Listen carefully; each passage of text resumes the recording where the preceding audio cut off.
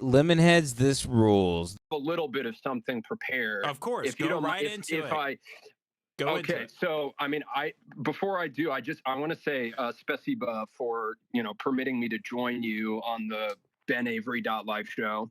I'm honored to be calling in from a counter gladio bunker and weapons cache, Okay. somewhere approximately 150 air miles from a nuclear silo in the Dakotas, trapped between these four walls and nestled amongst my soldiers of misfortune magazines and Playboys for the parapolitical articles, of course.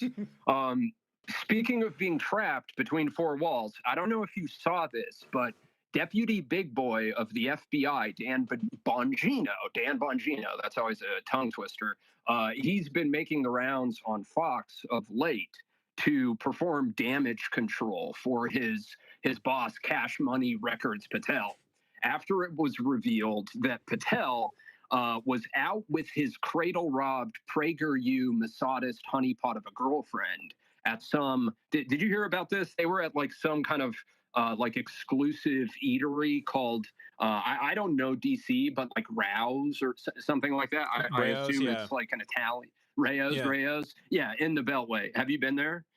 Mm-mm. Okay, me neither.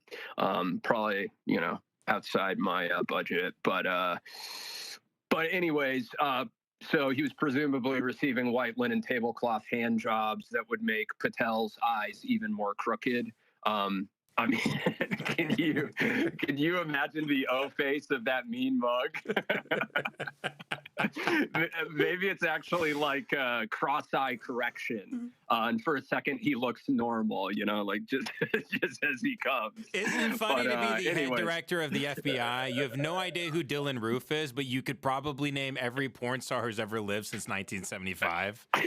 Like Gianna Michaels, like Alexis Texas. You could just go one after the other. Oh yeah, he's a definite gooner. You can just tell. Yeah, I don't think I've ever seen such like distinctive physiognomy. He's statuesque in the way I think how I described it the other day was he looks like one of those like Rocky Balboa slow-mos, like right when someone gets like catches a right hook to the face and they're like his face is always frozen in that kind of just like spittle flecks hitting the screen sort of vibe. But yeah, so setting Patel O faces aside, like I was saying, he was caught out with this fine young thing at a restaurant on the evening of the Kirk clipping. And so he's therefore been in a bit of hot water, especially combined with the constant self-aggrandizement that's landed quite poorly, and also how much of a shit show the initial stages of the Kirk clipping investigation were with their multiple erroneous suspects that they arrested. But so, anyways, speaking of being stuck between four walls, this reminded me of something, which is that in watching these clips of Dan Bongino, like being back in the commentator's chair and trying to bail his boss out, it reminded me of this one hilarious appearance of his from a couple months ago. You might be able to guess the one that I'm referring to, but I think it was like right around the time he started, a little late, right? Bongino was being all like, oh, woes of the fraud policeman. All we do is work at the bureau, never put our feet up, yes, no fun and games. Yeah. It's not like the gin-soaked Hegseth DOD. Cash is there at 5:30. Me a little later because I work out at my 8th Street apartment, but I get in there pretty soon. And it was hilarious because amongst all that, Bongino, he kept lamenting the toll that his FBI job is having on his marriage. And he's only been like working the job for a little while. And so he was bemoaning how he and his wife have to live apart. But that's not what's funny. What's funny is that in saying all of this, he has like 3 or 4 Freudian slips where he accidentally says something to the effect of, I'm trapped between these 4 walls in a little office, divorced from my wife. And then he has to keep qualifying that statement and like and walking it back. You know, I'm not literally divorced, we're still together, et cetera, et cetera. So all of which is to say that I think Dan Bongino is kind of the cringe deputy director Walter Skinner from the X-Files. If Skinner were originally a podcaster, they're both bald and both take themselves way too seriously. And if you remember from around season 3 of the X-Files, there is an episode where not Dan Bongino, Walter Skinner's marriage is on the rocks. And he gets seduced by a prostitute that dies, and then you find out that there's some kind of like spirit that's haunting him ever since his Vietnam days. So reminded me of Bongino a little bit, but maybe this is just a way of segueing into what I presume our main topic today is going to be: the Night of the Long Gums, the killing of the Charlie Kirk ritual at UVU, the assassination of Groip Vessel. You know, dude, oh wow, you do that really well. Can you do that again? You sound like I wish I could do a Hago, but you know, I have an eye patch on, so I can't even cross my eyes. You're reminding me of this is actually this is on topic. So what's that one terrible podcast where like just the greasiest guys ever get a bunch of OnlyFans stars together and they just do, it's, you know, it's almost like a Kirk universe, like a Kirk extended universe podcast. Yeah, I've seen it. I don't know what it's called though. Isn't it like whatever or something? I can't remember. Something like that, but yeah. What I do know that they have one of their talking heads on that, like, just yawn-inducing, like, piece of shit is actually a Turning Point USA guy. I recognized him. Like, they have this guy on all the time. I'm forgetting his name in a second, but I recognized him earlier today because he was doing the, like, posthumous Kirk Turning Point USA, you know, or Charlie Kirk show, like post-death Charlie Kirk show where they left a chair open for him with Ben Shapiro and with Matt Walsh. Dude, I saw a clip of Glenn Beck saying he was a rabbi. Glenn Beck was like, Charlie was a priest, he was a father, he was a rabbi. Well, you know, that's interesting because as we learned recently, Erica, I can't remember her maiden name, but Erica Kirk,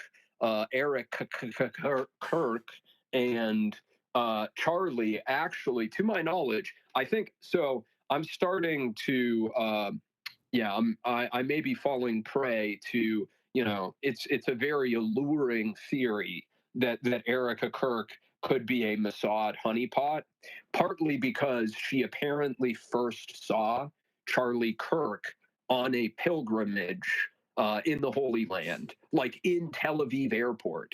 And this was prior to whatever their like interview meet cute was, which also, like, you know, hey, that's a little questionable, right? Yeah, for sure. End up I saw that. Dating your, yeah. Yeah, they ran into each other in line or something like that. Yeah. So I guess, well, in terms of unpacking this whole thing, did you have something prepared to go into that you wanted to talk about, or no? I mean, so as far as my prepared material for you all tonight, I've pretty much worked through everything that I have drafted beyond me simply dumping my bookmarks and previous tweets into a document. Mm-hmm. Not for a lack of effort, but there were a few more things that I was going to say. So, when you were making me uproariously laugh a second ago with your incredible uwu impression. I did want to point a like little interesting synchronicity that I noticed earlier today. I wanted to point it out, which is that I had this realization with. So obviously it's being disputed, or we're still like there's a turf war over Like, was Tyler Robinson the alleged suspect / probable patsy? Or is he, you know, a Groyper? Is he on the right? Is he a conservative? Is he a MAGA kid? Is he apolitical? Is he a leftist? Is he a radical left trans Hamas member? Right? Like, we've got this whole as the government is like trying to convince everyone he's, you know, radical left trans Hamas. But so setting aside like the political question, though, obviously we can agree that he is a Zoomer, yes, and he is also like pretty irony pilled, and like many kids, like probably was like fairly terminally online. And I had like thinking about the mimetic aspects, right? So, I mean, I'm not even totally convinced that he actually, that he etched his messages into his cartridges, you know, as law enforcement is claiming. I'm not totally convinced that he even did that. But that's, you know, that's an aside. But what I will say is that it's clear there's like this meme component to the attack itself, right? And so I just realized, so it occurred in Orem, Utah, Utah Valley University. What are the, you know, initials of Utah Valley University? Let's work this out together. Utah. I'm sorry. The initials of Utah University. Oh, ooh. Yeah. The acronym. Yeah, UVU. UVU. Ooh. It's like an uwu. Uwu. So I just thought that was funny. It's probably coincidental, but yeah, I thought that was a little funny, and it might have been an intentional thing. You never know. Coupled with the like, ooh, what's this? Bulges. Oh, whoa. But so yeah, I don't know if you want to talk. You were actually alluding to this a second ago. I don't know if you want to talk at all about Patel's testimony in the hearings today, because that was also quite the humiliation ritual. But just to quickly tag off a previous convo that I had with Terrence from Trailbilly Workers Party on my podcast, I think one of the questions to pose in exploring what exactly occurred in Orem is who stands to benefit and why. And to that point, I would just say that as far as I can tell, like bringing it back to, you know, my little intro riff on Patel and Bongino, the FBI has been treated as like comically inept since Trump came into office. So to the point that there's been some talk of this investigation even saving Kash Patel's job. So, yeah, I guess my point is simply that, you know, the attack itself probably it may benefit the Patel FBI greatly. And considering, I don't know how much your listenership is like pilled on, you know, entrapment stings and like these, you know, the Bureau boys tendency, the Alphabet boys tendency of like ensnaring you know, incredibly mentally damaged or like vulnerable people into care. Sometimes I'm pretty sure, though, of course, you might not find coverage of it in mainstream media. Like, I'm of the opinion that I think entrapment stings maybe not all the time, like clearly not all the time, but occasionally I think they go wrong and end up being like, you know, leading to hot violence, basically. So yeah, that's one wonderment. But what about you? Like, are there things? I mean, yeah, I have. You know, there's a ton of stuff since I did my episode. There's been so much that we could talk about that's come out in the interim, and I definitely want to talk about like Amer-Israeli years of lead and like the domestic gladio angle and kind of, you know, sussing that out. But But I don't want to hold, we could go all the way back to the beginning if you want to. Like, I don't want to hold you hostage. No, everybody with the stuff I've already talked about. No, everybody's pretty, familiar with the case. But I've been wondering what a guy like you has started to dig up and sniff out that no one's really talking about. I mean, there's so many theories right now with shots from behind. I'm seeing the flash muzzle in the top. All I can see, just from. I make no assumptions about the whole thing. I'm not even jumping to Israel did it. I'm not even assuming that Tyler did it.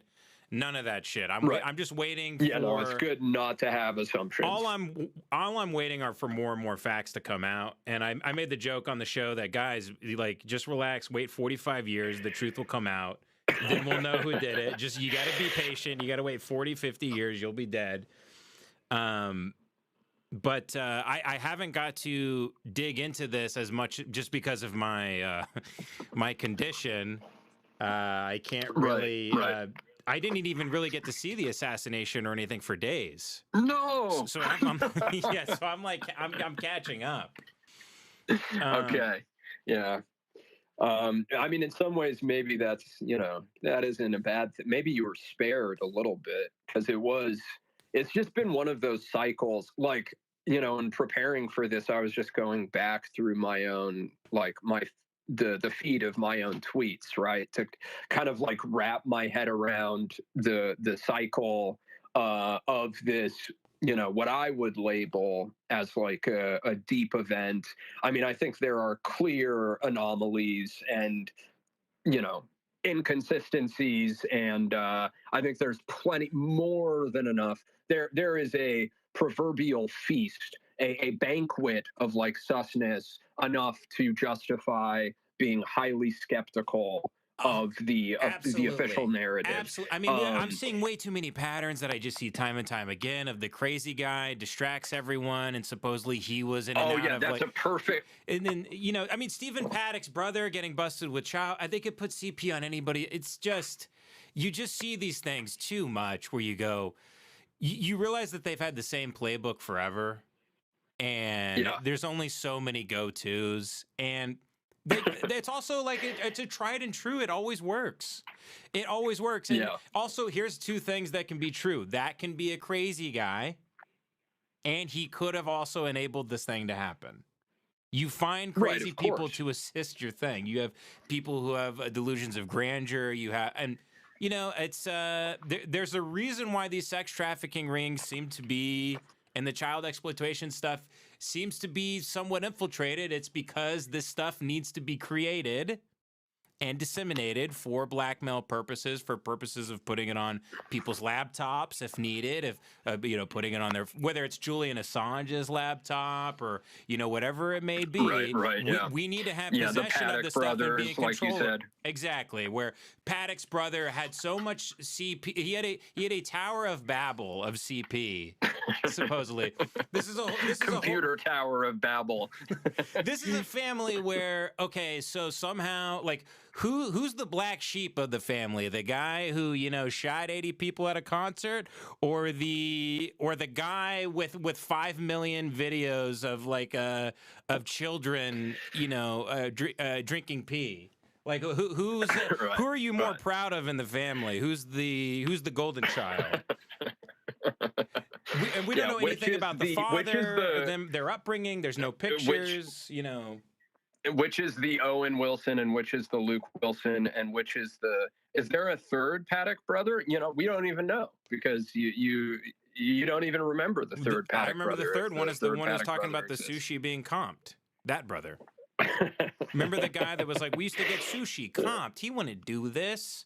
Remember he kept rattling off in front of his home? Well, no, I don't even know if I do remember that. So there are three. Yeah, there was a meme. It was I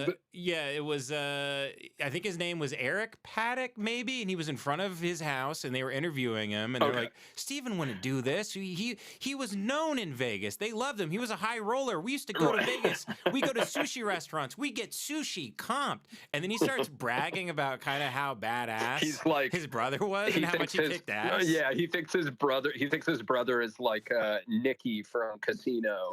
Like he just, you know, automatic can just like saunter into like any casino and immediately like get all his shit comped. Yeah. No, the other Paddock brother that got caught with the CP was in North Hollywood.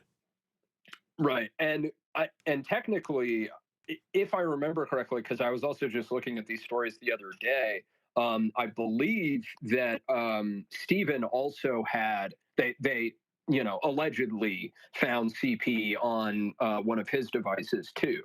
So it was like two of the brothers. But you know, I think so. I think that this is a great like entry point for talking about this George Zinn character for a second. And I think this is, you know, there's another thing that I was maybe going to jump to, which, because you were asking for like an exclusive, I think I do finally have confirmation of one theory that I only like briefly mentioned on my podcast, but which hasn't seen much play on Twitter yet. Okay. So we can get to that a little later, but there are a couple other things about this George Zinn guy that are worth speaking to, I think, because, you know, just in the off chance that any of the people that are tuning in haven't like tracked all of this. But so George Zinn was the first person to be arrested in the immediate aftermath of the supposed sniping, right? Mm-hmm. Like as soon as we see Charlie Kirk's neck get turned into one of the Great Lakes, right? Mm-hmm. It's like suddenly he's literally like screaming stuff as he's led away, like, I'm the shooter, right? He's saying, shoot me. Mm-hmm. And there are two police officers who like through the fray, through the, you know, the like stampede of Mormon college students that are like trying to flood out of that like UVU, you know, central like quad or communal space or wherever it was located. There's, you know, all of this video is recorded of him saying that, and then later I don't know if it's the same clip or another one, but he's being detained. He's being put in handcuffs, and they have him on the ground. And then he's like reading himself his Miranda rights, right? Mm-hmm. And so the way that you know, and I think you agree with me on this, obviously, Ben, like it seems apparent to me that this guy was a diversion. And it's been like this. I think I'm closer to insanity with this case than I've been like in any of the like putative deep events that I've, you know, explored and like covered on Twitter. This is the one that has me the closest to feeling like I might be on the verge of insanity, because it's like almost every single prediction that I made about it has pretty much been borne out. You know, like, and I mean, this is true for a ton of people on Twitter who like saw through this immediately and were just being like, okay, this is a clear diversion. Like this guy's going to be a patsy. You know, we were saying this literally on like the 10th, the 11th, and then it's, you know, he's quickly released, right? Because they don't have it, you know, there's no way to charge him because he obviously wasn't the shooter. He was in the crowd. And the intended cultural effect from this is just like the Italian Years of Lead, where I see most people just saying like, hey, let's become authoritarian. Fuck the Constitution. Fuck free speech. Right. Trump, like tweeting at Trump, why don't you do something? Right. That is if we are in a Years of Lead, that is the intended effect. So if that's a coincidence, it's a coincidence, but you know. Yeah, for sure. And well, and this is, so the thing that I was going to say though, is it is quickly appearing that it's not a coincidence. And I mean, in some ways I'm almost like gobsmacked that this even, that this was reported, but, you know, I guess not to like denigrate the journalistic profession too much, despite the sad state of affairs.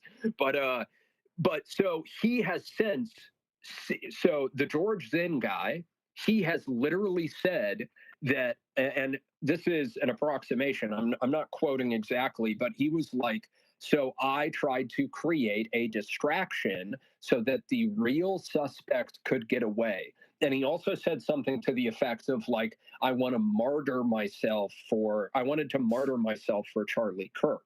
Now, this is really curious, right? Because like, of course, all over Twitter, as I'm sure many of the people that are tuning in saw, he was being painted as like a, quote unquote, like lib leftist.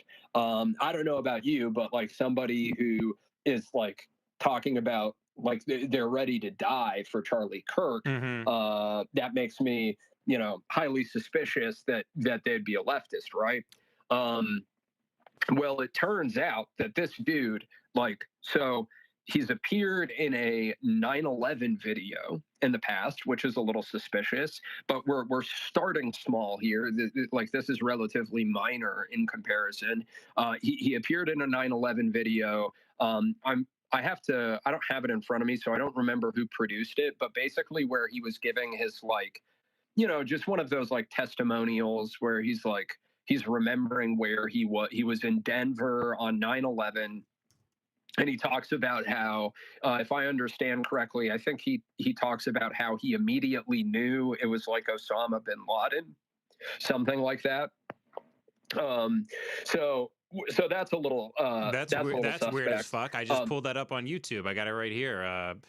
It's George Zinn on YouTube. It's George Zinn 9/11 interview, full video. Someone uploaded this 4 days ago. Yeah. Oh, it only went up.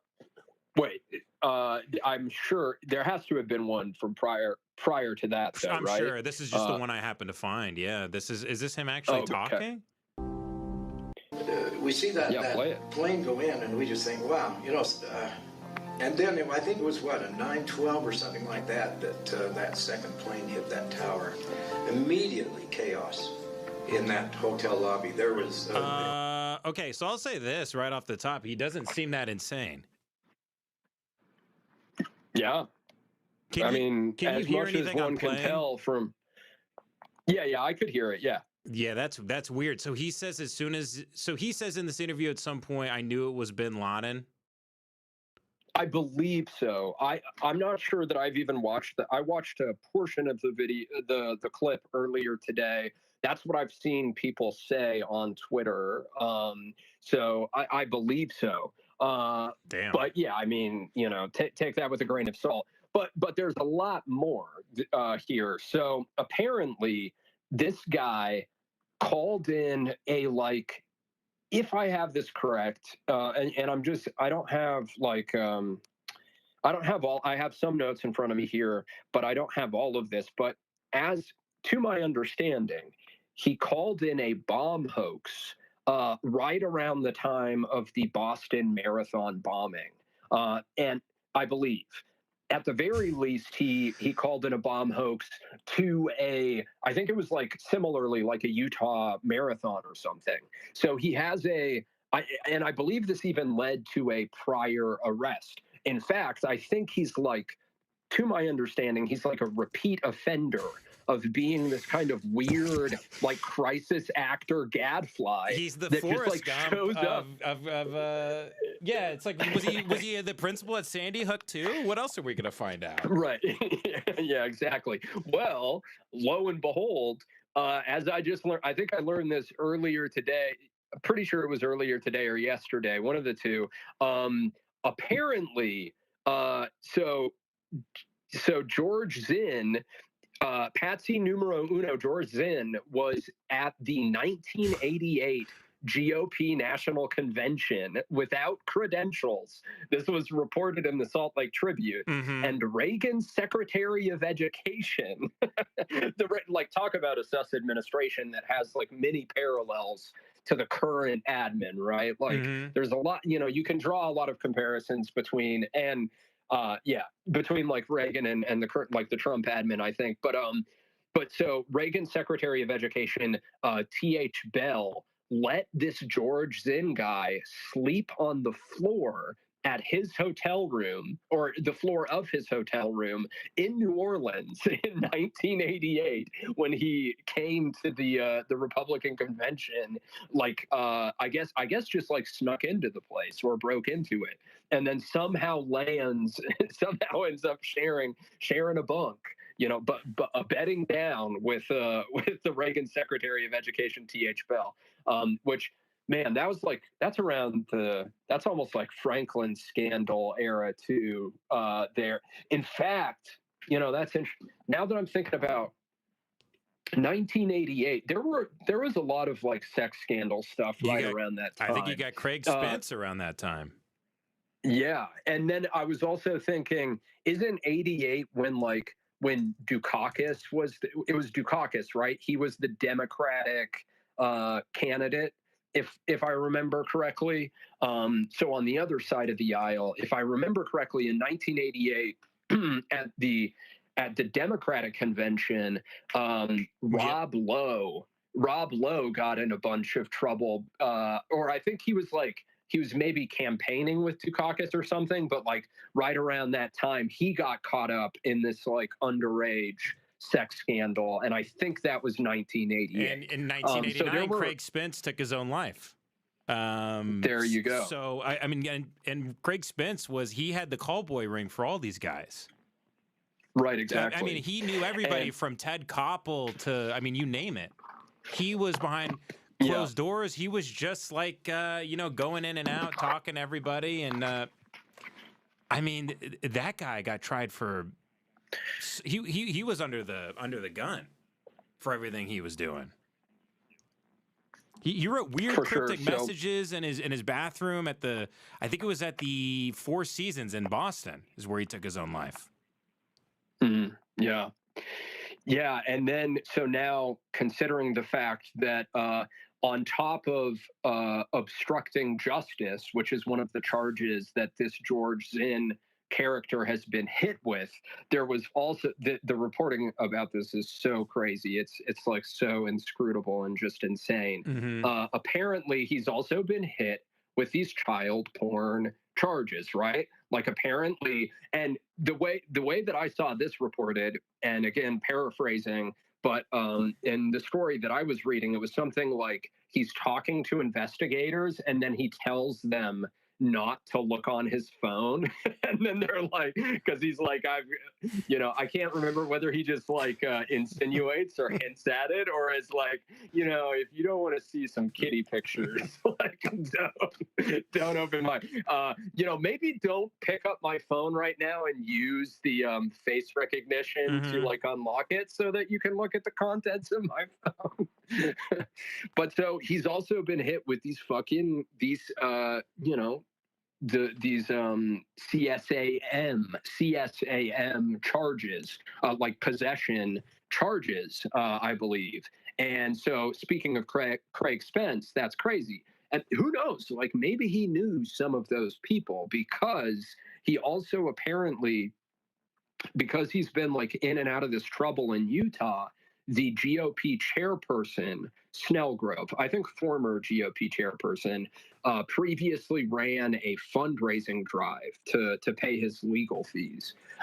So it's, just like what a weird sus confluence, like what are the chances? What like on a like probability front, like what are the chances that this guy would just happen to be, I mean, I guess he goes to like every event in Utah, so that's like a tally on the, maybe it's coincidental side, but like that he would be there and then he would immediately claim to be the gunman, creating this huge distraction in the immediate aftermath. I think it, I know this isn't the way you're supposed to use that phrase, but it like beggars belief, Mm-hmm. So yeah, that shit's crazy. Where should we go from? Where do you want to go from here? From George Zinn? I mean, have you formed a theory? Like you said, you were going to get to your theory here in a little bit, right? Oh yeah, I can. So that, I mean, it's not like an overarching. It isn't an overarching theory by any means.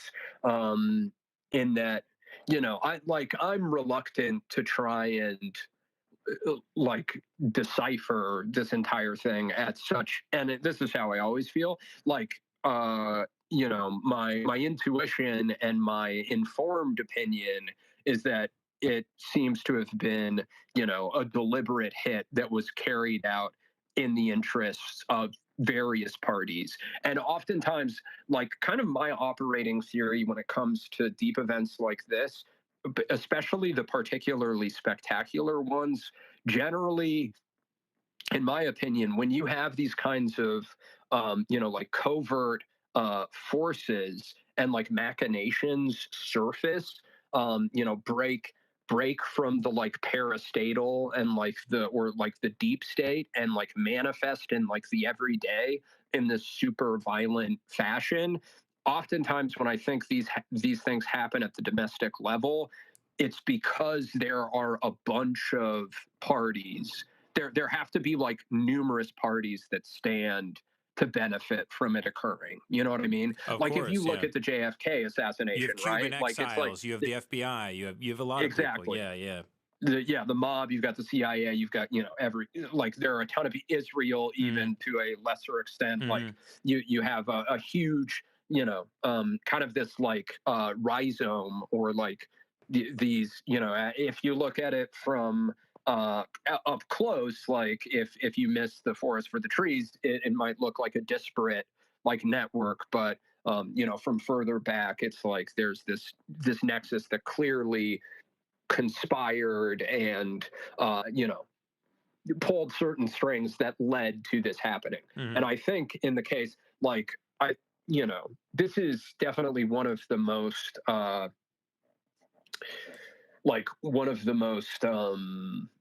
I don't know, I mean, I don't think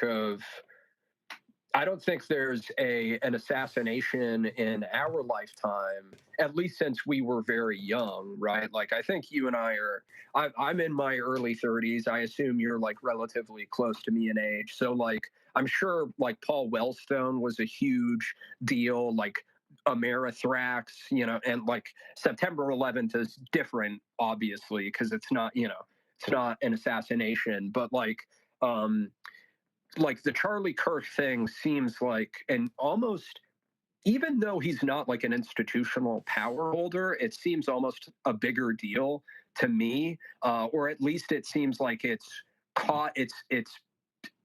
amounting to a bigger deal in the like mass consciousness of Americans than like the Hortman and Hoffman.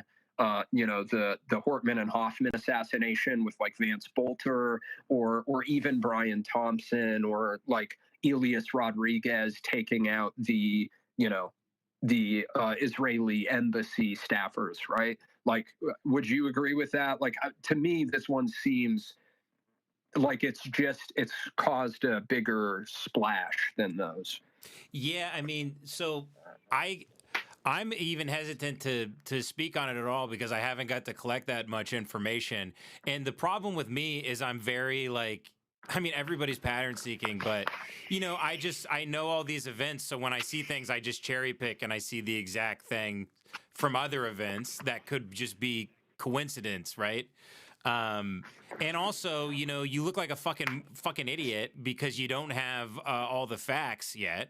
And not everything has come to light. Yeah. And how this stuff always works too. And here's what fucking pisses me off about this stuff all the time is witnesses and victims and the assassins and everybody, they always say one thing and they often recant everything they've said, right? Oh, of course. They always say this. It's a literal it's like the golden rule of this shit.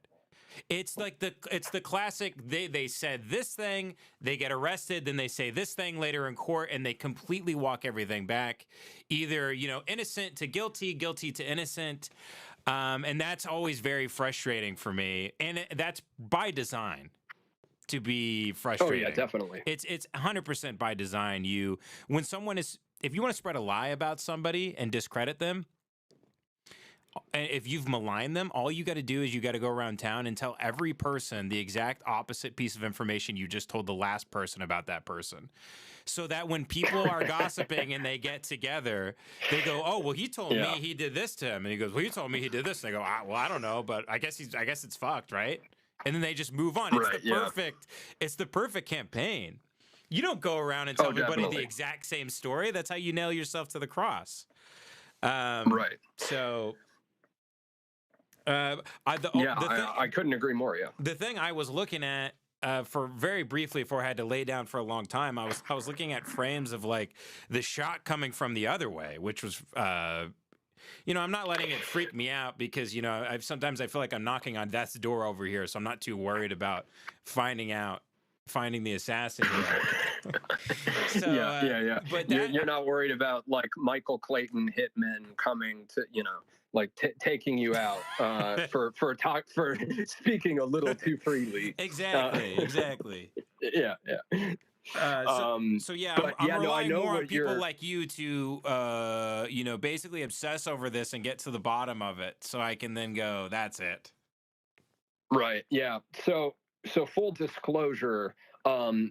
So I've definitely seen what you're talking about, and I've seen the alternating or like diametrically opposed opinions as far as some people seem to be thinking there was a remotely triggered device that fired and, did the kill shot, right? And they believe that whoever was on the rooftop like might not have even taken a shot, like the person that, per the, the charging documents has been accused to be or is alleged to be Tyler Robinson, who's been accused with the murder among other charges. Some people think that Tyler Robinson himself, like I clearly, and I think I'm probably in this school of thought that, like, to me, it seems almost likelier. I would, well, it's hard. I don't know. I definitely deal with ambiguities in the same way. I think it's like proper conspiracy theory hygiene, or like, exploring these kind of like deep political topics, especially at such a close remove. Like, you never want to come down too hard. One, for the exact reason that you were saying, it's very easy to make a fool of yourself. But also, two, just because, like, everything, these situations are just so like hyper complex. And so it's good to have like contingent and, like contingent theories and differing theories as you're trying to, maybe size the whole thing up and like find one that like fits relatively decently. But so, I think like at the present moment, and this could change in a millisecond based on something that we learn, like I would say I'm maybe leaning like 55% that this kid, like, he might not have even been on the rooftop, or he went on the roof, but didn't even take the rifle up there because of all of the inconsistencies about him supposedly assembling it, disassembling it, and then it's like the surveillance footage that we've been given. There's no way that the rifle could have fit in his backpack. People have put out videos that are like much bigger, like gun heads than I am. Like, I was watching one earlier. I don't know if this is a mutual of mine or what, but I was watching somebody's video where he was like actually, tearing apart his like a rifle that he has, like, as he's talking to the camera, and just like demonstrating, like in this tactile way, like how difficult it would be, especially with the amount of like adrenaline that you would have coursing through you. Like, can you imagine this, 20-something kid, right, who, I don't know, he just looks like a fish out of water with this whole thing. Like, you look at him like glazed at the, like, just like, I mean, yeah, the hearing, the initial hearing made me wonder a little bit about, like, I don't know, let's not get too woo-woo, but like he seemed like really out of it. Yeah, like he was being like monosyllabic. He's got that Lee Harvey Oswald physiognomy. He's just, Yeah. And look, and like, and, just as far as even like the energy level, like he was at like a serious lull. Mm-hmm. He almost looked like unbothered, by all of it. Which maybe, you never know. Maybe he's a patsy of some, like a willing patsy of some kind, in which case maybe he's unbothered because he knows that, like, in the long run, this is something that he wants to do for whatever reason, be it like jingoistic or be, pecuniary, like benefits or something. Who knows? Maybe he's getting paid to be the fall guy for this shit. Like, even though his dad, turned down the money or what have you. But my point was just like, one of my immediate reactions to the various like the footage that came out in the immediate aftermath on the 10th and the 11th, and this was just a knee-jerk response. It's not like, I'm not a merc. I didn't work for Blackwater. I'm not an operator. I don't know operator culture. So I'm not like the right, I'm just a guy. So I'm not necessarily the right guy to make this determination, but like, I can, you're not going to deprive me of my opinions, right? I stay opinionated. And my opinion was, I was like, okay, I feel like this feels like pretty professional to me. Between the diversion, between like where the person took the shot on the roof, the investigation has seemed sloppy, but like the attack itself seemed like the way it all played out. The fact that, I mean, compare it to the Trump, the failed Trump assassination, right? Not that, obviously these are distinct situations, and like comparing them, I don't know, maybe that's a fool's errand, but clearly whoever took the shot was a better shot than Thomas Matthew Crooks.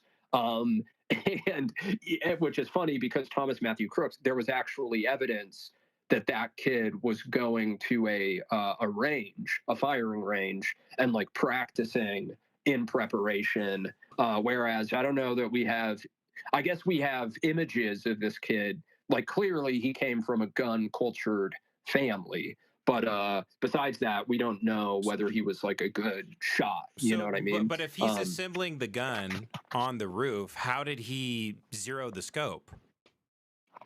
Yeah, I don't know. You fucking tell me. And how does he like disassemble it so quick? Because like in the video, you can't just put a scope on a rifle. You can't just put a scope on a rifle and shoot. It doesn't work. It would fire off insane. You have to get it zeroed at a range. So, I mean, I even know that from my hunting days with my deer rifles and whatnot. For sure. Yeah, for sure. And I almost bought a Mauser, but it was an 8mm. It wasn't a 30-06. It's one of the prettiest looking rifles to me. I love the Mauser. I mean, I was definitely lusting after when they released the pic of the bolt action Mauser in the cardboard box in the woods. I got a little bit of a hard on for it too myself, I'll admit. Two funny points. So speaking of the whole, the recent charging docs that they released, right? Like, I think, so one of the theories that's going around is that people think that AI actually scrubbed these Reddit conversations and that they used AI to generate the entire, the texting the Discord message conversation, right? Have you heard this? I have not, no. Okay. So basically, I have some screens of it. It's in my buried in my DM somewhere. A mutual was sending me these screens of, there was I don't know what subreddit it was, but people were talking on Reddit about how the gun that was used was probably grandpa's gun. Like, I think this may have been, I don't know if it was as soon as we found out about Tyler Robinson or even before, but they were talking about how it was probably grandpa's gun, and it probably had like, the numbers like filed off of it, right? So they were talking about that, and then it's like people immediately glommed on, as soon as these charging documents dropped, they glommed on to, they were like, okay, this smacks of the, like, these Reddit threads. Like, it literally sounds like law enforcement just took like this Reddit conversation. Because I don't know if you looked at those documents, but Tyler Robinson at one point to his trans puppy girl lover, his sweet trans puppy girl love, right? He's like, he's like, oh no, like, what am I going to say to my dad? Like, I lost grandpa's gun, like all of these kinds of things. And so people thought that was, they thought that was indicative. And then the one other thing I was going to mention about the Mauser is just that this is a really funny, interesting synchronicity. Apparently, the gun that was first reported as what Lee Harvey Oswald had used was similarly a Mauser before it was retracted and revised to the other, like, is it a Carcano rifle, I think, if I remember correctly. But yeah, the whole thing with them, like, finding it in the woods too. Like, what'd you think about that? Him saying circle back and like swept, and like he was using all the police jargon. I was also waiting at some point too for the like transgender roommate to be like, my dearest Tyler, I'm so saddened today because my post-op surgery did not take, and I think the right is actually correct about giving estrogen to children. What are you up to, my sweet? And he's like, oh, just getting back from assassinations, my dear. Oh, what kind of assassinations, my Furby partner? Oh, just assassinating the heart of America, my furry friend. Oh man, it's so ridiculous. It just feels like is someone the author of their consciousness itself? Like, are they retarded Hamlet, where they start speaking and are aware they are in a play, and they start like putting on a play of an assassination? You know? Yeah. You have like 12 chimps in a room in the FBI, or in Langley somewhere, where they're just like hammering away on a couple of computers, just sending messages on Discord that are like beamed directly into these kids' minds or something. Yes. with like dental implants. Somehow they like remarkably they end up writing this trans persona Hamlet dialogue. Also to that point, so like the government, the right-wing commentariat, they've been trying to push this, I said it earlier, but this radical left trans Hamas. This radical left trans Hamas. Folks, they can't have the guns. I know, but we got to take the guns. It's so funny that we have to pretend radical left trans Hamas.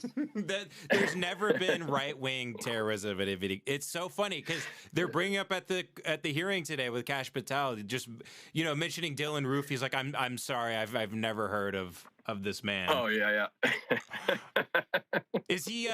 Oh, and dude, and then has he been in a video with OG Mudbone? I don't think I'm aware of Dylan Roof's work. Who is he?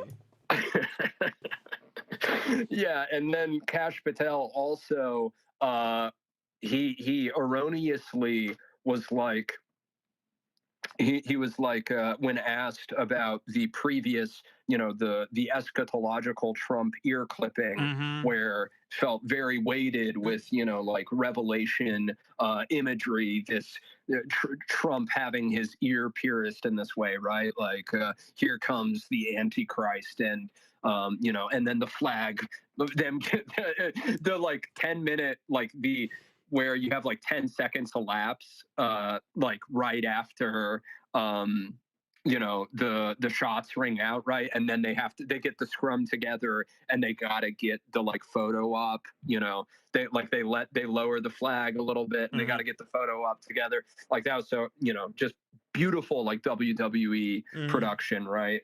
Like incredible kayfabe. But he was asked about that in the hearings. Kash Patel was our FBI director, and remarkably, he forgot that Thomas Matthew Crooks, the likely patsy and or, like diversionary shooter in that instance, is dead. And he was like, well, we have to wait until the trial is done. Like he's dead. Until the trial is he's dead. He's fucking dead, dude. They're not putting anybody on. What trial? Well, we'll see if he gets life in prison first, and I'll do my best. Hey, maybe like Charlie Kirk, he will be resurrected after 3 days. You know, the cadaver of Kirk is lying in state currently as we speak, I believe, in the rotunda. That's where they've got. I'm not sure that that's actually true. They were talking about it a little, that they wanted to do that. So it's ridiculous. I mean, it's both hysterical and it's also incredibly suspicious that like J.D. Vance went out and, you know, collected his remains, collected the body immediately. And I'm pretty sure, maybe I'm wrong, but I still think they haven't done an autopsy. I might be wrong on that. Maybe more information has come out recently, but at least as of like a couple days ago, to my understanding, what people were saying is that they hadn't performed an autopsy. But yeah, so like Vance, you know, fly in Air Force Two,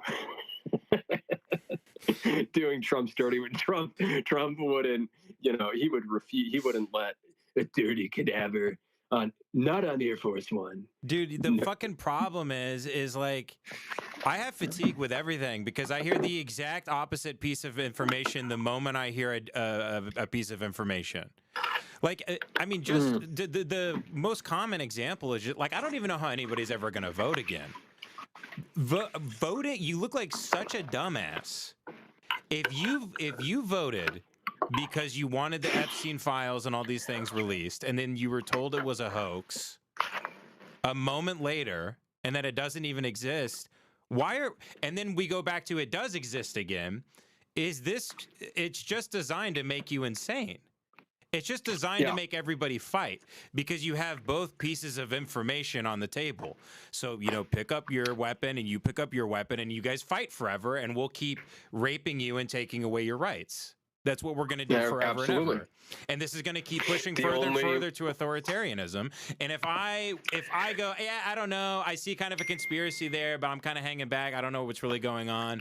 People are like, oh, you're being a contrarian. Why don't you vote for a political party? Why don't you try to enact change? Why are you so black-pilled? And I'm like, I don't know, man. It seems to be set up in a way to distract you from having kind of a nice life before this is all over. And I kind of want to have arm's distance from all this shit.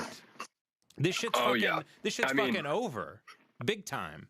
For sure. No, I mean, that's how I feel about electoralism. It is a total, I am so disinterested. You know, I mean, when I was a younger person, the wool was still pulled in front of my eyes. I naively, hopefully believed for a time in electoralism, but I am so like just poisoned on electoralism that for me, those like remonstrances or you know, those those libbish critiques, like it just falls on deaf ear. Like I'm not, I'm completely disinterested in anyone trying to guilt trip me over being like, oh, you're so black pilled. Why don't you vote in local elections? And yeah, so I mean, I get that completely. For me, but I don't want to be a contrarian asshole, so I'm on the verge of just like tuning it out completely and being like, I'm just kind of done with it. Like, I'm just gonna go read about history so I figure out what happens next and just keep it to myself, I guess. I don't even really give a shit anymore. Yeah, that's interesting. Yeah, I mean, I believe in like I'll just fuck off in a dark room and read about like Aleister Crowley or something. Like, I don't even give a shit anymore. I'll just read about like, all the disturbances in the Santa Cruz Mountains and like MK Ultra and the Phoenix program and stuff. Like, that stuff's more interesting to me now. This is all a bunch of horseshit. All these people are the biggest fucking retards I've ever seen in my life. They're completely inept. No one's qualified. Kash Patel isn't qualified to sell cell phones at a mall. In one of those kiosks Kash Patel I'm totally on board with no Indian truck drivers, no Indian anything. You can pick up my food and bring it to me, and that's about it. The rest of it, just fuck off, man. I'm so done with it. That hearing today is the most embarrassing thing I've ever seen in my life. I could barely watch clips of that.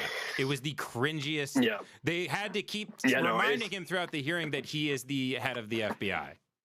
They had to tell him that. Yeah, no, it's definitely, he is a farce. It is a farce for sure. But I mean, that's also how I feel about, everything that we see out of Washington by and large. Like this, that hearing was a microcosm of that reality. But that's why, but I'm a revolutionary optimist. I believe that at the very least, like, I think there are reasons to be working towards like political education. I mean, I'm a communist. I call myself a communoid because I do, not that that's any kind of political designation.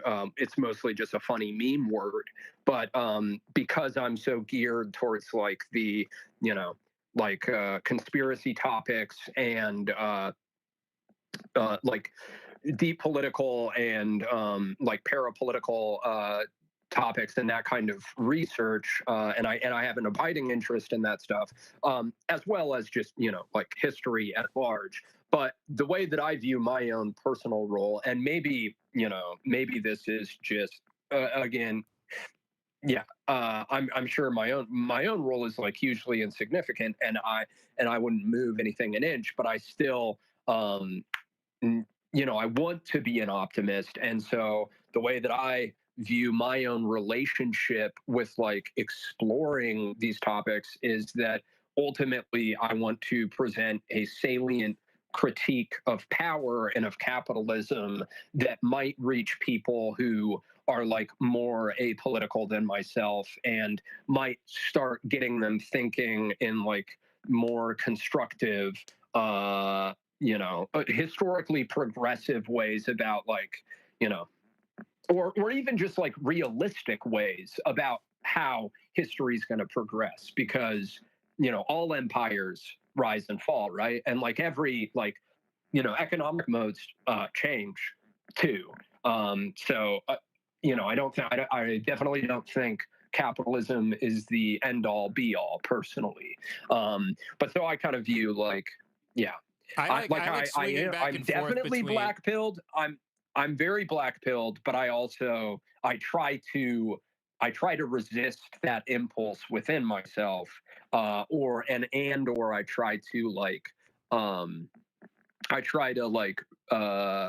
refract it through this little burning spark of revolutionary optimism inside me. But I do, I think the Burger Reich's going to fall, and I think like inevitably, whether it's our generation or subsequent ones, there are going to be some highly precarious times in the United States. I mean, we're already living through it, of course, but yeah, treatlerism isn't forever. It's not forever. I strongly believe this. Yeah, Treatler will fall. I think it's healthy to. Treatler will fall. I kind of swing between like sometimes I'm like we should give a Marxist guy a tank and he gets to go throughout the country and do whatever he wants for 5 years, and then I swing towards maybe we just Marxist. Sorry, I got to get this joke off. Marxist killdozer.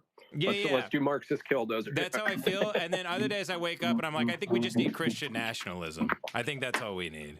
So I just swing back and forth all the time, where I'm like, maybe the Pope should be president and fuck all this, and flood the earth. And then the next. We can't do that. Not with this White Sox Pope. No, that can't be. But then I swing back the other way, and I go give a communist guy a tank. I swing back and forth. Okay. It's like every day you wrestle. There is no God. There is a God, and He loves me, and the universe is all loving. And then by evening, you don't believe in anything. You have to constantly. Yeah. I think that's healthy to be. I think Jung said something along the lines of the mind doesn't oscillate between right and wrong. It oscillates between sense and nonsense. And I think he is right. where you have thoughts that are complete dialectically, gibberish and thoughts that make a lot of sense, and it's not as that simple, you know.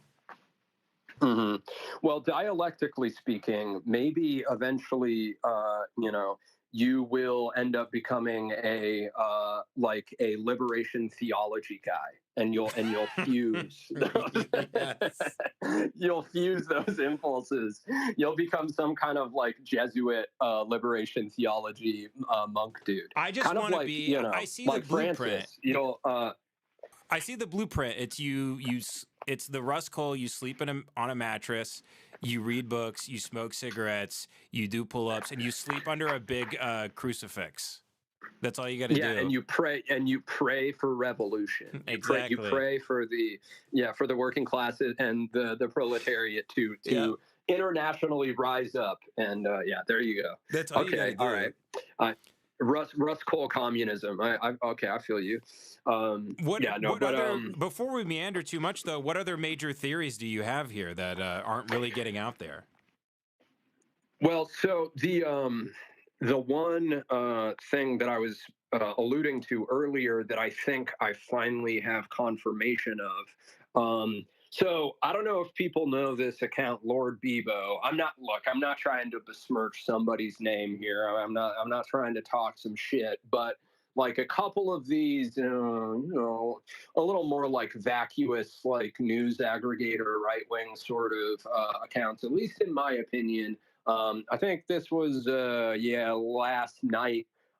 They were starting to run. They were claiming that the uncle of Tyler Robinson, this Michael Robinson, they thought they had found the military uncle of our alleged shooter, but they were definitely wide of the mark, like for sure. And I don't know how they missed this, but they hadn't even taken a moment, seemingly the people that were promulgating this, to just look at his fucking CV, look at his LinkedIn, because his primary work experience over the past, I think he'd been working at this this marketing firm. He was the president of it. This guy they were claiming was the uncle, or is the uncle of Tyler Robinson. He'd been the president of it had some kind of Spanish name, like La Verdad or something like that. I don't remember exactly. But he had been he'd been working as the president of a marketing firm at the time that these Facebook posts of a visit to like a recruitment day or some kind of like family and friends day at one of the Salt Lake City bases that Tyler Robinson and his family went to were posted, which was in 2017. So like a lot of the information that we know about Tyler Robinson is by way of his mother's Facebook account, which I think has since been nuked, but people managed to sift through it a fair bit on the day. On the day that Robinson was identified. Anyways, so I want to correct that, because some people may have they may have been misled, and they may think that this guy Michael Robinson, who is associated with Radio Free Ukraine, is Tyler Robinson's uncle. From where I'm sitting, there's like a 99% chance that is not the case. And I'm pretty sure I am even more confident in my own theory now, which is one of the first things that I posted. One of the first things that I posted about Tyler Robinson on the day was in relation to this uncle of his. And I think I found him. I think I was one of the first people, or maybe the first person, to pull him up, to locate him.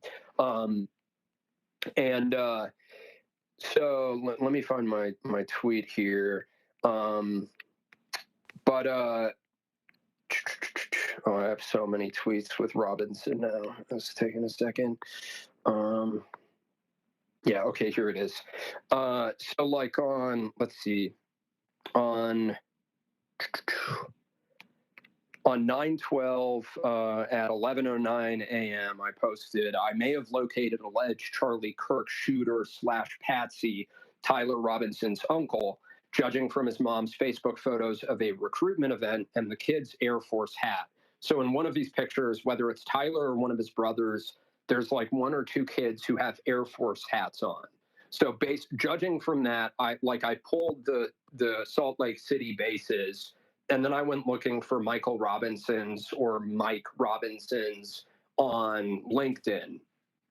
And I triangulated one, this guy, Michael Robinson, CISSP, an information systems security manager guy, who I think he looks closer to, he looks like he would be related to Tyler, certainly way more than the other guy that they were claiming.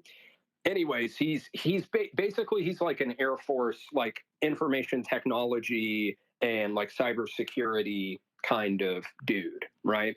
He was a information system security officer, system administrator, information technology specialist at the Air Force, exactly in the time that I was talking about too, which that was the crucial thing. So he was in the Salt Lake area. Like the other guy, people were just jumping on the other thing because they were like, oh, he's connected to Azov Battalion, which, like, of course, that would be, that'd be super sus and crazy and interesting if Tyler had an uncle like that guy.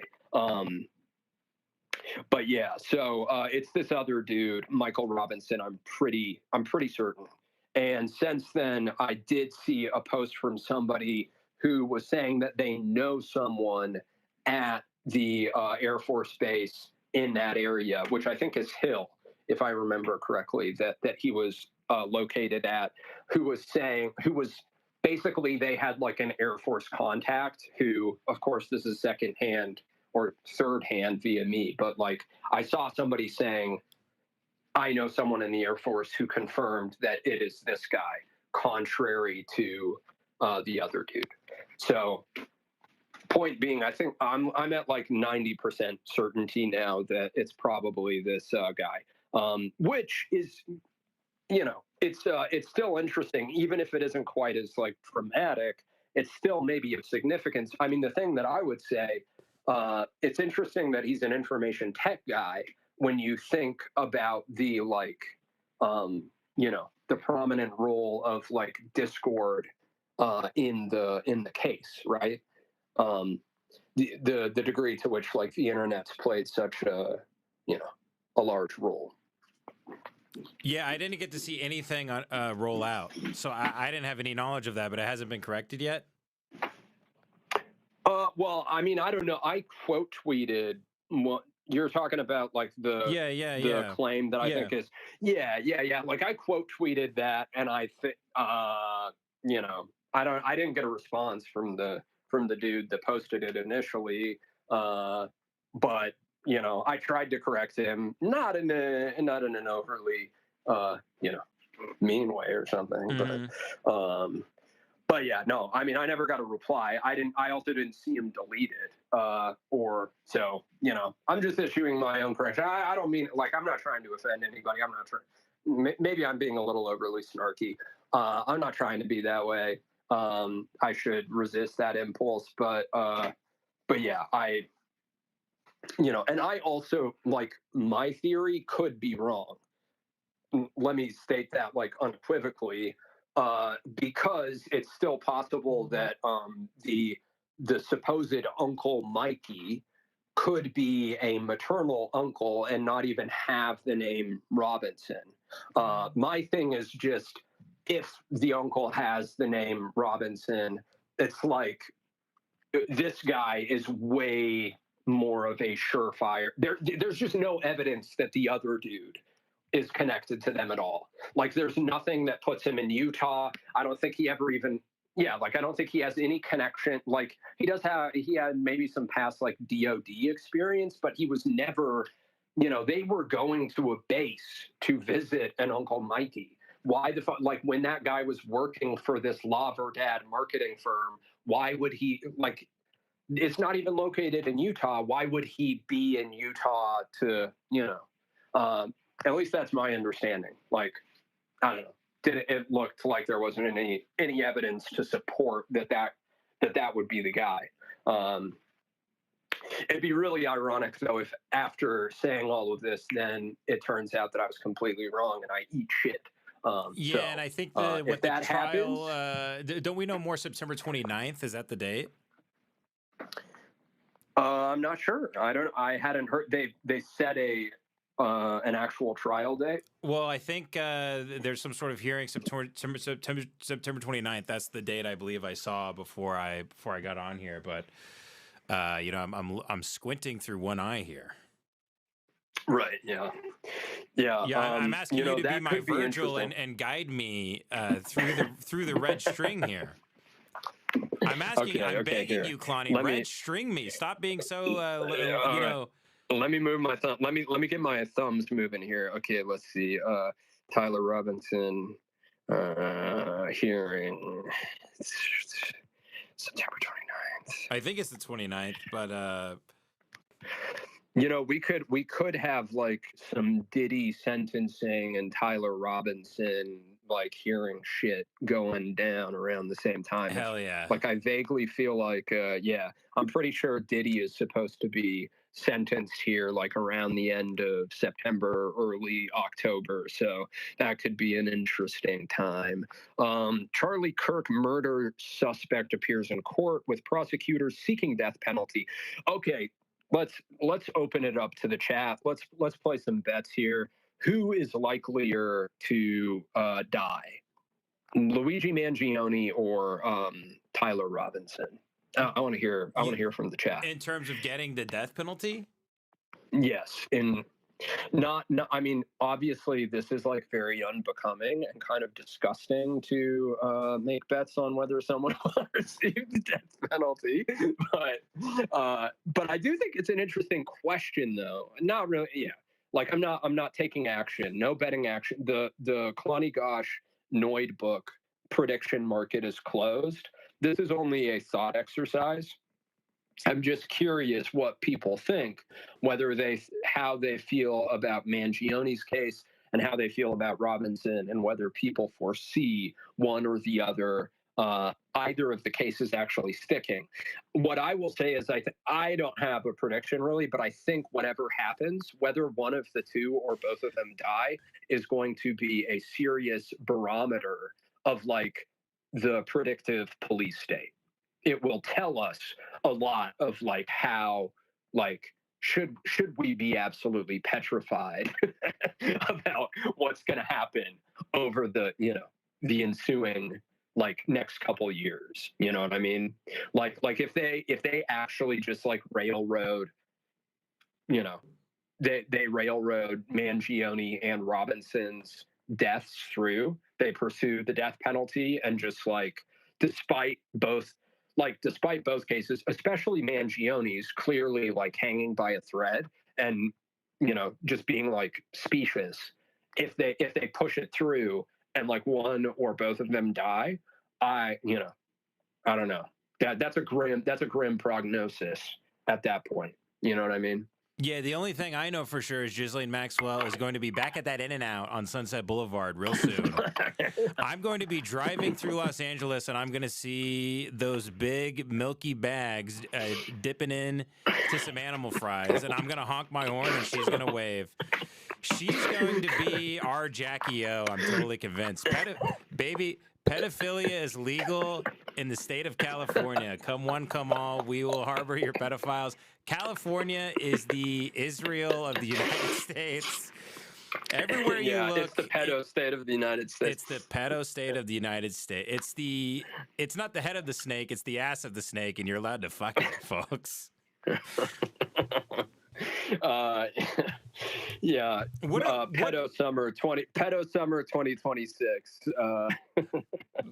Moving on from the Charlie thing, are you pretty well versed in the whole Epstein thing? Is that something you would like? What would you say is your expertise when it comes to digging a hole and going down the hole? I mean, I would not say that I do not feel like I clear the bar for expertise, on the Epstein case. I would say that I'm a fellow traveler. But you collaborate with Whitney Webb. Yeah.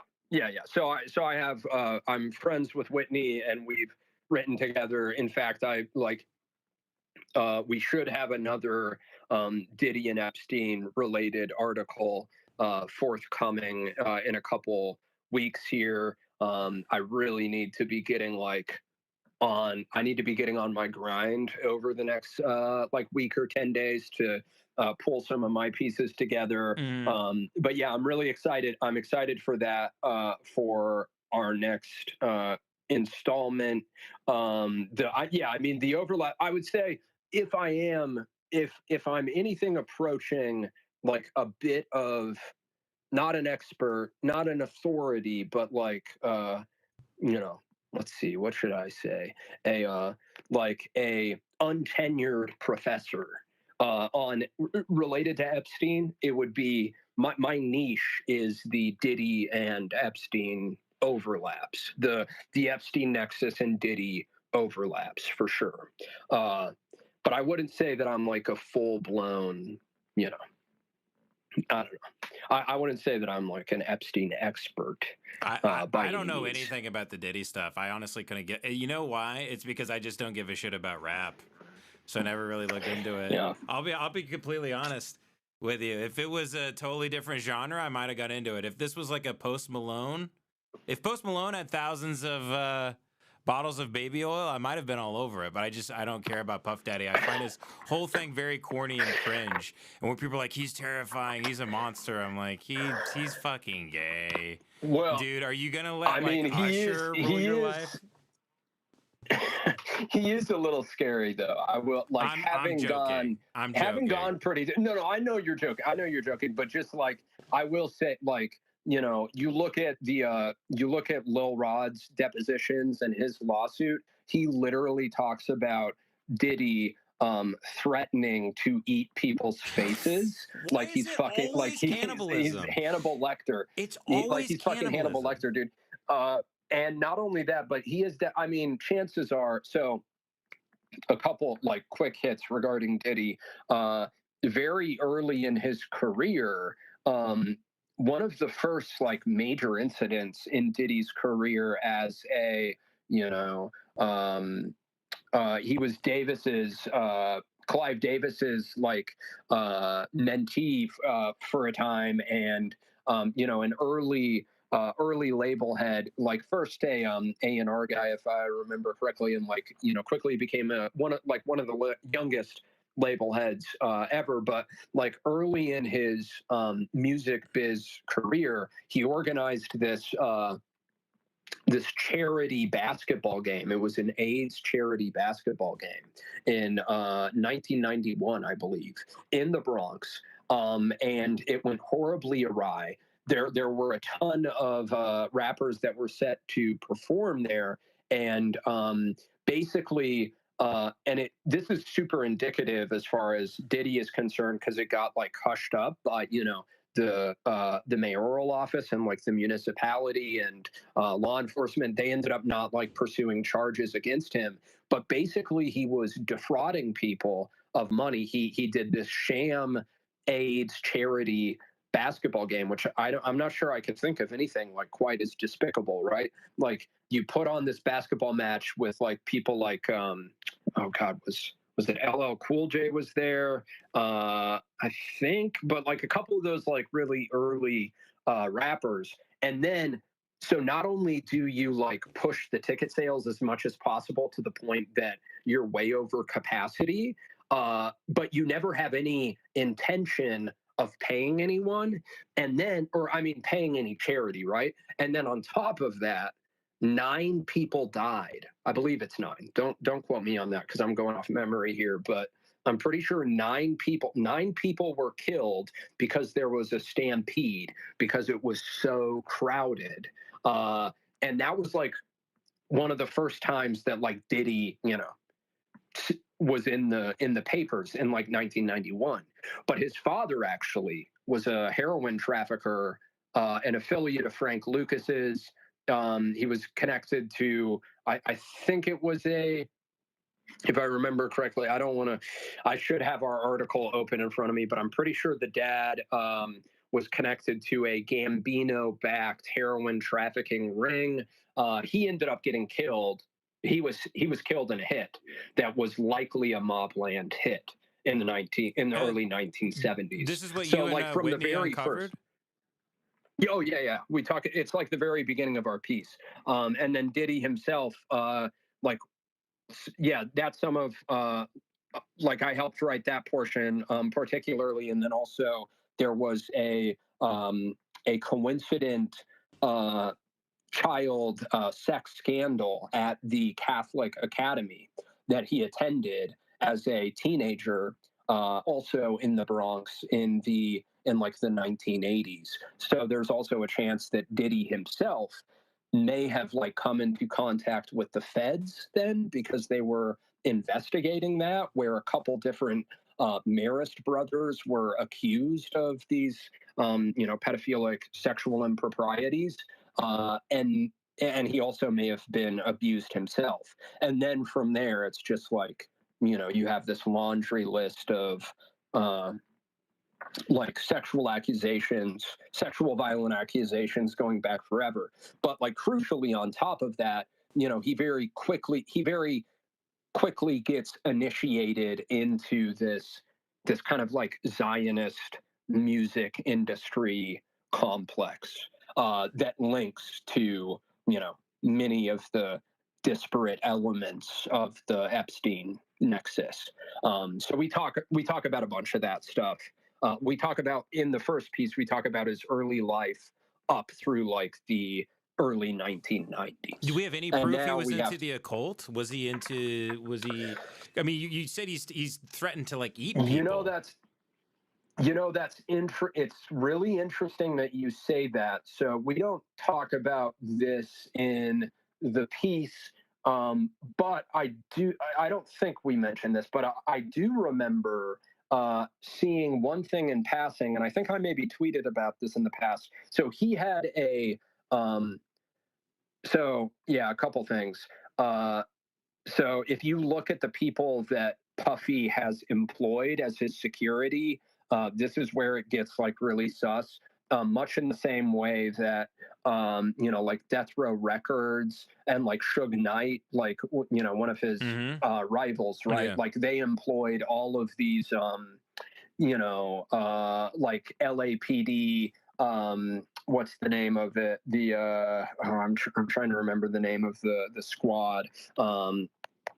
Not Crash. What's Ramparts? The Rampart squad, right? Like the vice and like violence and where like a lot of those like police officers. I mean, the LAPD and also the LA sheriffs are like super ganged up.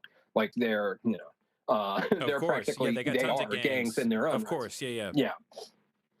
But on top of that, like the Rampart squad or division was just like riddled with this kind of stuff, and there were a bunch of people that were like working for Death Row that were like LAPD officers. I believe, if I remember correctly, at least one or two of them, were part of Rampart, but they they were in their accusations, and there's evidence that they were involved in like drug trafficking with Suge Knight, like out of the label. They were doing all kinds of crazy stuff, like taking like rivals, or like if like a music artist like tried to break out of their contract or something, they would like take him by his ankles and like hang him out the window, right, and like threaten to drop him, that kind of thing. Puffy similarly. And what I like about that, by the way, is if you hang a rapper upside down out a window, he finally pulls his pants up, seemingly. The gravity will pull his pants up if you turn him upside down. Okay. Puffy Folks, similarly. Come on. You gotta give it. How is Cat reacting to this? I don't know about this one.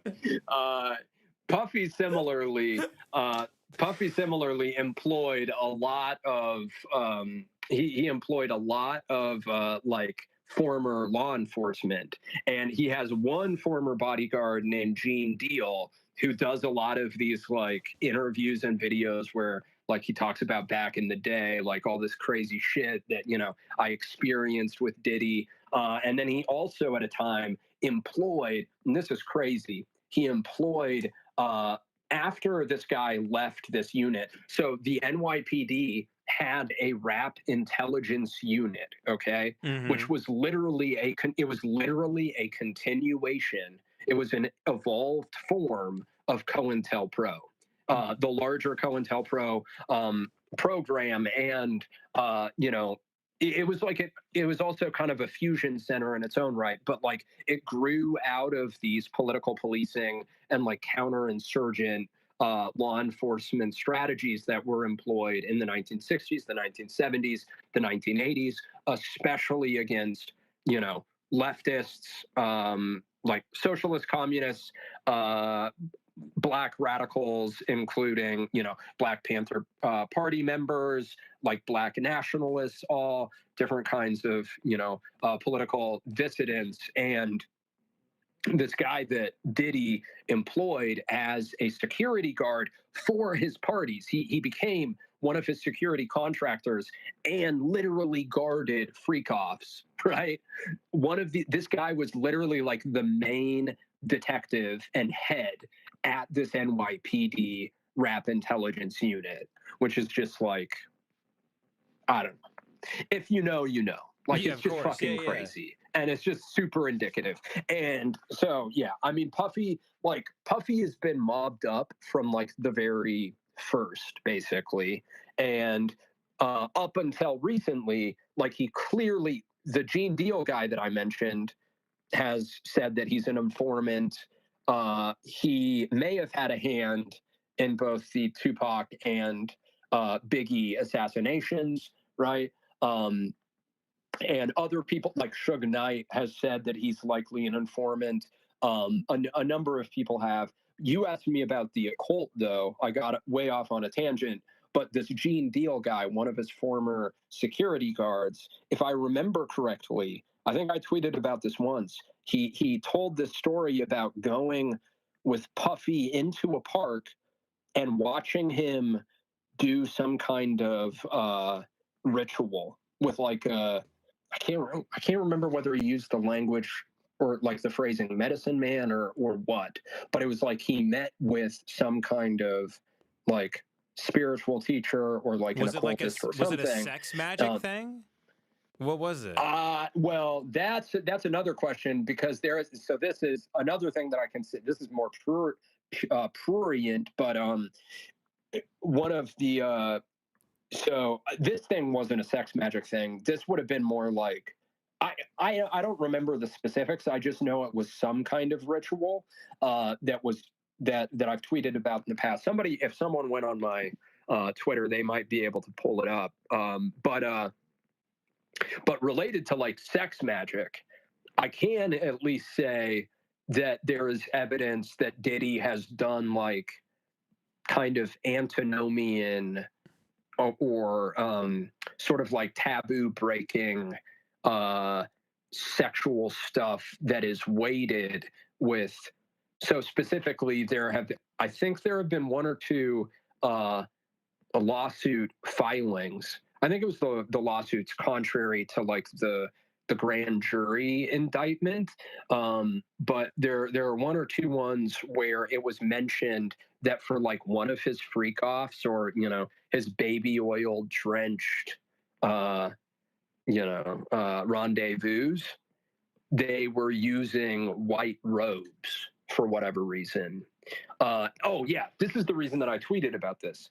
My hypothesis, because of the earlier theory that I have about him maybe having been abused as a kid at this Catholic academy, my hypothesis was like, or I just put it out there as like a wonderment. Like, what if that freaky shit is Diddy like reliving his trauma or something? You know what I mean? Like, because like if he got, if he in like choir boy, yeah, right, like if like in like choir boy fashion or something, like if he was like an acolyte or some shit and got abused, like what if the white robes have something to do with that?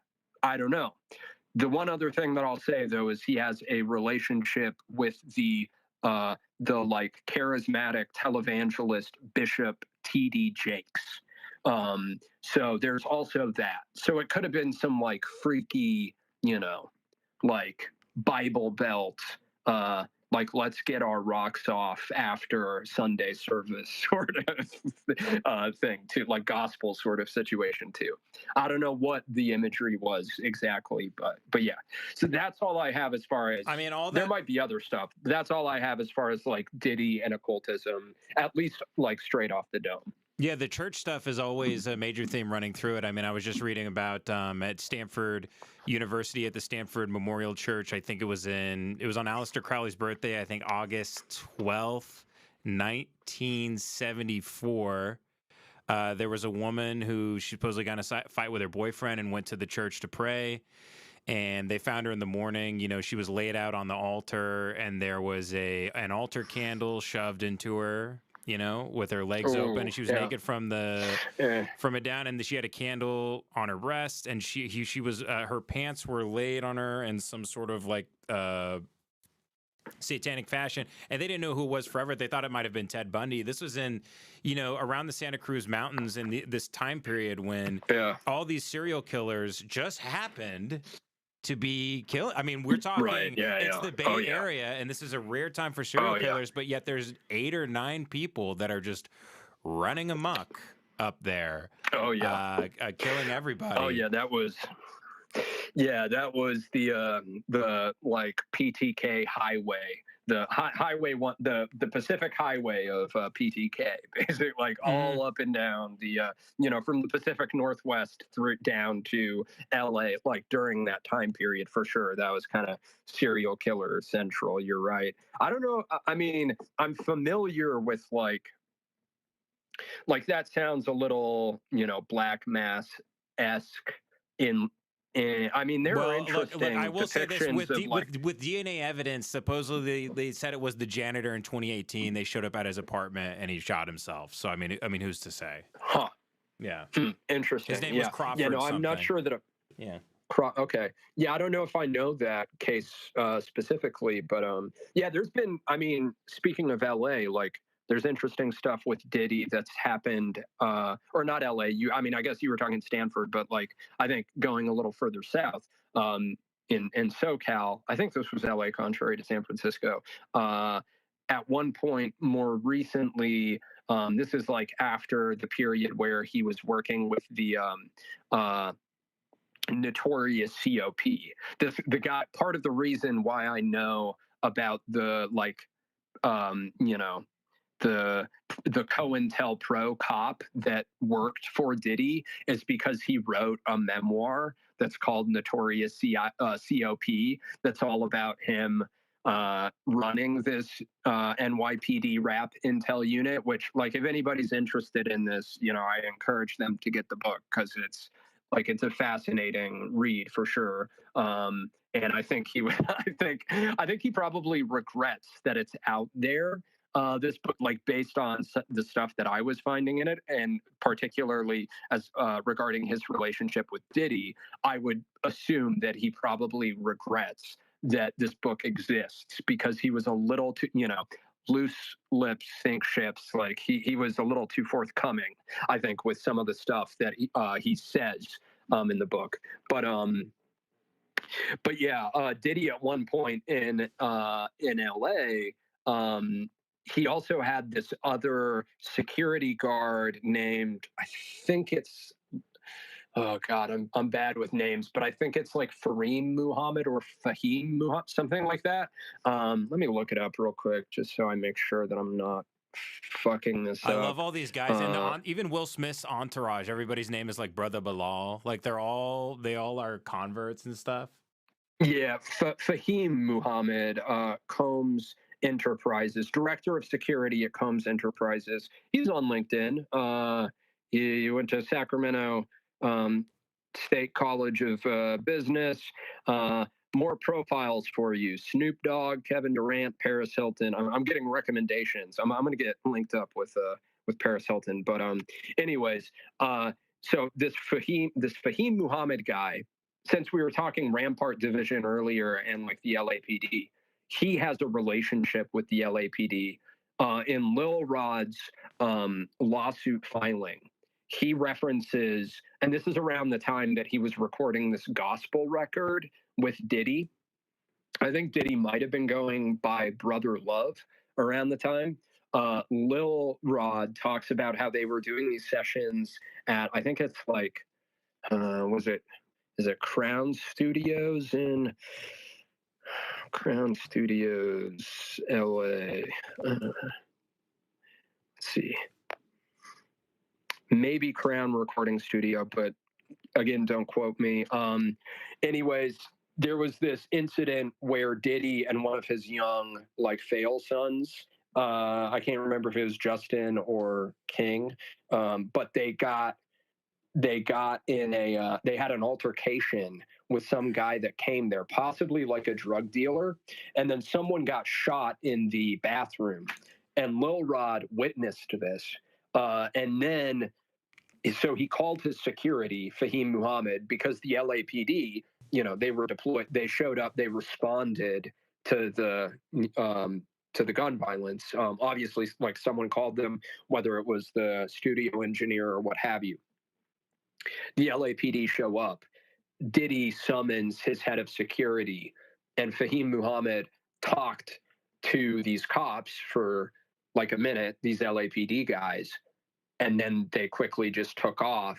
Like, his relationship with the LAPD was so good. And I mean, I think this was less than a decade ago, we're so talking this like, is, I mean, did 5 years ago. Yeah, but this is crazy, and because we don't know if the guy died. We don't know if the guy died. Like, literally, like, Lil Rod's, it's unclear what happened to, I'm just saying, it's unclear whoever the individual was. I don't think he's named in the lawsuit, but it's unclear what happened to him. And I think he gets, like, bundled up by, like, Fahim Muhammad and, like, taken away. And Diddy also may have killed his baby mama, Kim Porter. I mean, I probably shouldn't even be saying Diddy's scary. Like, I probably shouldn't be saying this shit, but, like, a lot of people do believe that, and, like, for good reason. Even one of Kim Porter's exes believes that he murdered her. But yeah, what were you going to say? Well, I was just going to say LA is it's really a mob city. It's run by 3 groups. Scientologists, I guess, right. I guess all the gang factions within the LAPD, and then the other one, but I won't name. And what's interesting is I'm wondering if P. Diddy is what exactly do you think he was facilitating in Los Angeles? What was he running specifically? I'm not talking about what they're charging him with at trial. I mean, the bigger picture here. What was he doing exactly? Right. Well, so I mean, this is where things get murky, because, like, any kind of theory is going to be relatively speculative. But the way that I often think about him is as a rap game Jeffrey Epstein. Mm-hmm. He clearly was a federal informant, which, mm-hmm. like, akin to, there's evidence. I mean, some people, like fucking pedo protectors like Michael Tracy, like, try to dispute this. Fucking Michael Tracy tries to be like, Epstein wasn't an informant. Actually, Epstein wasn't a fucking FBI informant. I could not, like, that guy is, like, so annoying. But that's, besides the point. Like, there is, he got his deal was partly predicated upon information that he was providing to the feds. Whether that explicitly means, whether that's explicit evidence of Epstein having been a FBI informant is, like, open to debate. But at least, his sweetheart deal was partly born out of him furnishing information, of course, to the FBI. Of course. And I think, I mean, to me, like, someone like Michael Tracy tries to obfuscate that or act as if it's tenuous. To me, it is a logical, it's a logical conclusion that he would be, and it's part of the reason why Epstein avoided charges for as long as he did. And the exact same situation is true when it comes to Diddy, in that we see time and time Diddy got into multiple snags. I managed to find this old NYPD rap intel unit dossier that they were keeping files on all these different New York area rappers, that it was part of this new like evolved COINTEL program in the 90s and the 2000s. And in there's like an arrest, or what do you call it? There's a document, there's his record, there's like his conviction record. And I don't know if it says he was convicted on these charges. I can't remember exactly if it says he was convicted or if he was just charged with it and like arrested and detained. But at one point in the mid 90s, this is after Diddy, got into all of the trouble with the thing that I mentioned earlier with the fraudulent AIDS charity. Diddy was also hit with armed robbery charges in like the mid 90s. Then a little later in the 90s, he gets into trouble because of the nightclub shooting, which folks might remember this, where he makes Shine take the fall because Diddy, at the time, he's dating Jennifer Lopez, and they're at this nightclub in like, I think it was like 98, but I'm not. Yeah, and that's not exact, but like sometime in the late 90s, they're at this nightclub, and he shoots a woman in the crowd. I don't know what the inciting in like the incident is exactly, but he ends up making one of his label artists, Shine, who is now a politician actually, and out of the rap game entirely, and not he doesn't even live in the United States anymore, but he makes Shine take the fall for him. So you have like numerous instances throughout Diddy's, his career. And there are other ones too. I think he even got arrested again in like the early 2010s, where there was some kind of incident that happened at like one of his son's football games where he was like causing a disturbance. And it's just like time and time again, Diddy gets into trouble and then he gets out of it. And it's just similar to, with Epstein, like with Epstein having operated for decades and decades. So my point being that I think there's a blackmail component that's happening for sure. There's evidence supporting this in court records from, talk of like there are lawsuits from the early 90s talking about him filming rapes. Really? There are. Really? Oh my God. Oh yeah, absolutely. Going all the way back to like 1991 when he had like a relationship with MCA, if I remember correctly.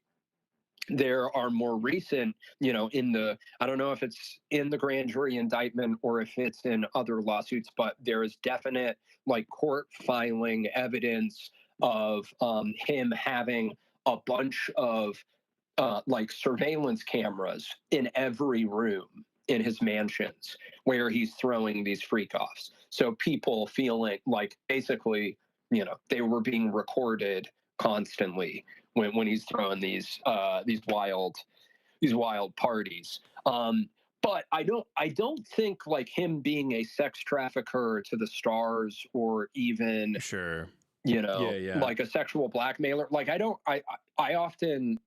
ascribe to the interpretation that is maybe a little bit more kind of like the set dressing, or it's like it's a component of it, but there has to be other. I mean, you look at like the degree to which he was involved. He was in business. Well, you mentioned Scientology a second ago. He was in business with Ashton Kutcher, Ron Burkle. Ron Burkle is an Epstein affiliate. And also, speaking of Israel, Guy Osiri, who is like a Zionist power broker and Madonna's manager, the Red Hot Chili Peppers manager, Diddy and these guys. So those guys were part of what makes up A-Grade Management, which is like a VC firm. They and Diddy invested together on at least one or two, like a couple different occasions. Specifically, this is very sus. Do you know who Dan Saltman is? No.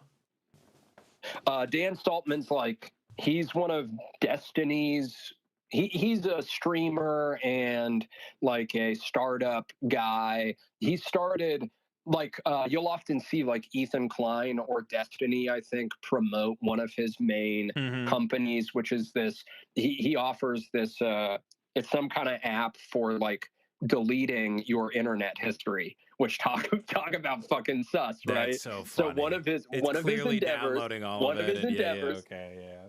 Oh yeah, so it's compiling all the information for sure. Yeah, without a shadow of a doubt. So it's got to be some kind of like Intel cutout, you would just assume. But then on top of that, so before that, he had this company called Tiny Chat, which talk about like, does that just send shivers up your spine? Fucking Tiny Chat. Yeah. Just think about it. Like tiny children, tiny, right? Sure. And his backers were fucking Diddy, Ron Burkle, an Epstein associate who flew on Lolita Express a bunch, Ashton Kutcher, who, you know, defends rapists and like may have killed his girlfriend. Right, exactly. May have killed his girlfriend. There's a ton of, you know, he's also a Kabbalist and goes to Israel and is like very tight with the, you know, with this this like Jewish mystical center in Israel. He's also connected to the Church of Scientology somewhat indirectly. Ashton Kutcher, they all invested in Tiny Chat, and man, you literally, there are videos that you can watch of Diddy on the Tiny Chat service, which is kind of like chat roulette, right? Yeah. Like if I remember correctly, it's like, and you can literally see videos of them. They're like, you know, they're demoing the tech, right? And they get on with these like teenage, like Diddy's on with these like, they look like they're fucking teenage girls, right? And he's literally flirting with them and complimenting them on Tiny Chat. And it's just like it's the most fucking egregious thing ever. You I'm looking it up right now. Is this it? Probably. I don't know. Play it. Him on Tiny Chat? This is so weird. I've never heard of this. Oh, yeah, dude. And this was 14 years ago? Yeah, that sounds about right. Yeah. Oh yeah, it says Diddy flirting with a 13-year-old about the after part. Oh, so there's tons of clips of him. Obviously, I mean, I'm way out of the loop on this case, but the Tiny Chat thing is way more interesting. The other thing I was going to mention too, though, because at one point, so I can pull that up. I've tweeted about both of these things, but so he and Ashton Kutcher jointly presented an award at the VMAs. I think it was the VMAs. So they gave it to DeVay Chase. DeVay Chase ended up winning. This was the 2005 VMAs. All right. Or wait, 2005? 1 second. The specifics are important. We just want to hear the broad terms. Who was trafficked? What weapon did they use? 2004, 2005. Right. So, don't get into the weeds with it. We want to hear how the skulls were cracked, where the bodies were found. Where are the skulls? I'm just, I'm detail oriented like that. I don't want to fucking, I don't want to mislead you all. I care about it deeply, but I agree. We shouldn't get lost in the weeds. 2003 MTV Movie Awards. The thing that I was conflating was in 2005, they ran a VMA spot, the Video Music Awards, where they ran a spot where it was you had all these celebrities talking about the Diddy parties that they'd gone to, which is really funny. They're literally promoting like the fucking VMA. People would enjoy that clip. So find that clip. But in 2003, Ashton Kutcher and Diddy they're at the MTV Movie Awards, and they're jointly presenting an award to 12-year-old child star DeVay Chase, who was in, I think it's, is it The Ring? The Ring? What's that horror movie? Where she's the girl that comes out of the TV, right? Totally. You know what I'm talking about? I remember it. Yeah. Rings, right? Whatever. So she comes out of the fucking TV. She wins for, some kind of like best horror child star or some shit. I don't know. Anyways, them presenting the award to her. So like I tweeted the sheer dread of watching the Diddler and Ashton Kutcher welcome 12-year-old child star DeVay Chase on stage at the MTV Movie Awards with bear hugs and kisses. And Diddy then later drunkenly invites her to the after party. Like I don't know if it was before or after, but like on the red carpet, there's literally footage of him just being like, "You gonna come to the party after the thing?" And it's just like, the lascivious, like lip smacking pedo energy is just gross and palpable for sure. Kalani, So yeah, Kalani Gosh, everybody. I have